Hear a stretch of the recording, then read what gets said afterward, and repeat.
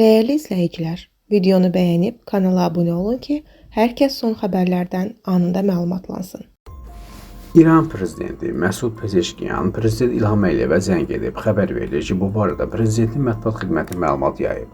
Prezident Məsud Pezeşkiyan dövlət başçısının İranın ali rəhbəri Ayətullah Seyid Əli Xamneyinin və bir çox mülki şəxsin həlak olması ilə əlaqədar İranın Azərbaycandakı səfirliyinə gələrək başçılığı verməsinə, həmçinin İrana humanitar yardıma bağlı niyyətinə görə minnətdarlığını bildirib. Məsud Pezeşkiyan Naxçıvanın havadan atəşə tutulması ilə bağlı insidentin İranla əlaqəsi olmadığını deyərək hadisənin araşdırılacağını vurğulayıb.